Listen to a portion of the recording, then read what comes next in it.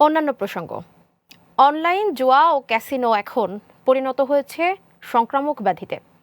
এ থেকে ছাত্র ও যুব সমাজকে রক্ষা করতে সম্প্রতি জাতীয় সংসদে উত্থাপন হয়েছে জুয়া প্রতিরোধ আইন ২০২৬, যার মাধ্যমে প্রায় ১৫০ বছরের পুরনো পাবলিক গ্যাম্বলিং অ্যাক্ট ১৮৬৭ প্রশ্নের মুখে পড়েছে।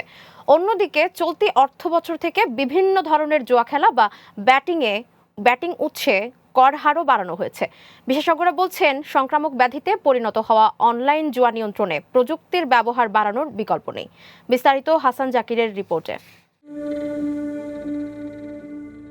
কম্পিউটারের কিবোর্ডে জুয়া বা বাজি লিখলেই মুহূর্তেই চলে আসে অসংখ্য সাইট। হাতে একটি অ্যান্ড্রয়েড মোবাইল ফোন থাকলে মুহূর্তেই করা যায় রেজিস্ট্রেশন। সংক্রামক ব্যাধির মতো দেশের আনাচে কানাচে ছড়িয়ে পড়েছে অনলাইন জুয়া, যার ফাঁদে পড়ে নিঃস্ব হচ্ছে হাজারো মানুষ।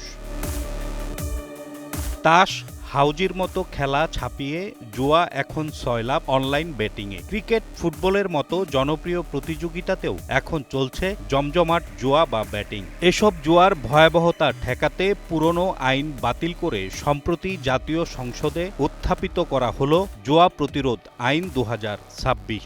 জুয়া প্রতিরোধ বিল ২০২৬ পরীক্ষাপূর্বক রিপোর্ট প্রদানের জন্য আইন, বিচার ও সংসদ বিষয়ক মন্ত্রণালয় সম্পর্কিত স্থায়ী কমিটিতে প্রেরণ করা হোক।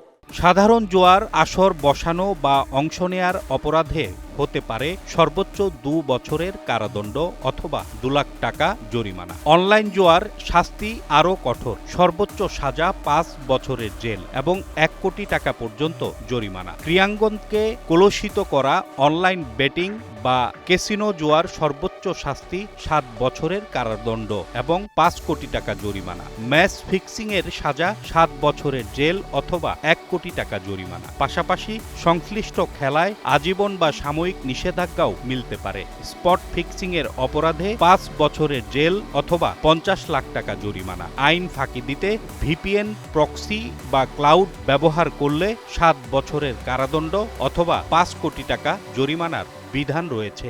সংক্রামক ব্যাধির আকার ধারণ করা অনলাইন জুয়া বা ক্যাসিনোকে প্রযুক্তির সর্বোচ্চ ব্যবহারের মাধ্যমে নিয়ন্ত্রণ করার পরামর্শ দিয়েছেন অপরাধ বিশেষজ্ঞরা। সাইবার ক্রাইমগুলোর ক্ষেত্রে আমাদের যারা নিয়ন্ত্রণ করবেন তারা সক্ষমতার প্রশ্নে যে ধরনের অ্যাপস বা প্রযুক্তিগুলো তারা ব্যবহার করেন, এই প্রশ্নে আসলে অপরাধীদের থেকে পিছিয়ে। তো এখানে সক্ষমতার বিকাশ ঘটানোটা জরুরি।